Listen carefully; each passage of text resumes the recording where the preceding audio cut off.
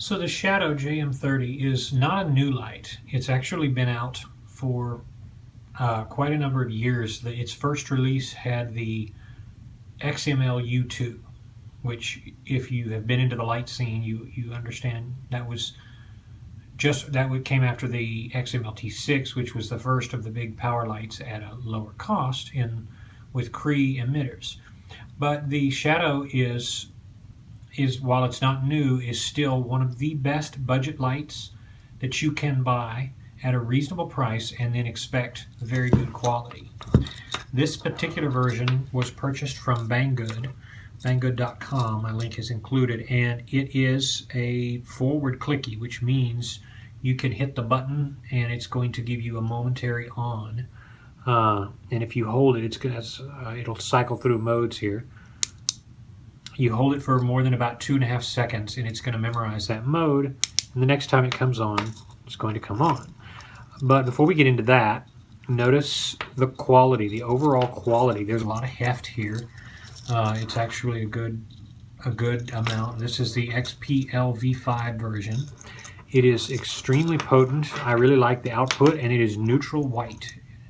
Not overpowering blue or purple. Actually no annoying yellows either. It's just a very nice, pleasant, detail-revealing yellow, or cool white rather, or cool neutral white. But it's very non-offensive to the eye. It handles brush and vegetation very well. So you can get a look at the emitter here. It is an orange peel reflector, and it has a nice depth to it, but not so much to make it a pure thrower. Believe you me, this puts out quite a great bit of spill. You're going to see everything around you very well, but you're not going to sacrifice throw, at least not unless you compare it to a dedicated thrower. This will put out about 50K in terms of distance, or close. You're going to get some very good range with this, and at first I was really worried if it was going to do it. I actually put the little lanyard thingy on this because I'm not really using it for tactical purposes. I'm using it for stuff like walking the dog, because it's using a 26650. 26650 from a company called Basin. And of course, if you know about lights, high performance lights, then you know Basin is a pretty good new brand. I love this particular battery, but you can use, here's a look at the insides. That's a well built, a lot of copper, big thick pill, and the vents are not cosmetic. Those actually help cool the light. So here's the inside, if you can see. This is a very good battery, and of course you're looking at really good runtime with such a thing. The only challenge is putting this back on without squeezing the O-ring in there, the little red O-ring. I love how solid this light feels. I took it out tonight to the store to help my sister-in-law move in, and she had some lights out, and I got to play around. The real big asset to this is that it's not going to break. That's not going anywhere. It's very thick. It of course tail stands, except that I'm not really now, because I put this the little thingy on the back of it. But if it weren't for that, it would tail stand perfectly. A lot of output, a lot of runtime, and of course you're buying this. You're not buying a light you want to step down. You're buying a light that's going to be up for the count. So again, a lot of throw. I'm in the kids' room here.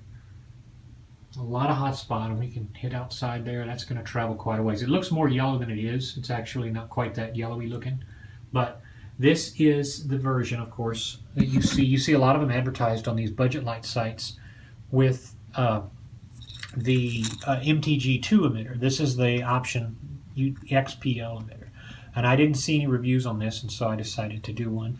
Do I recommend this light? You betcha. This is a great 26650 option, and by the way, the switch, this is the clicky, the rear clicky. There's versions of this that are only front clicky, that you have to hold down the modes. I don't like that.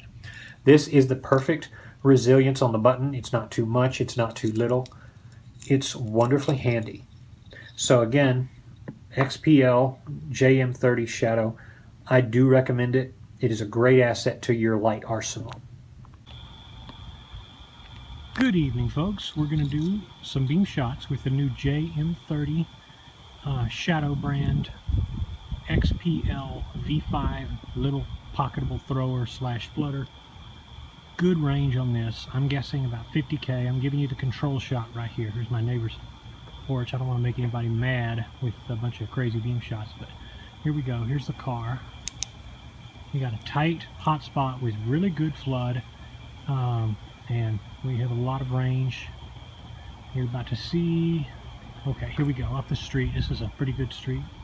You can't see on camera here, but there's a good tight hot spot. I'm guessing this is about 50, close to 50K.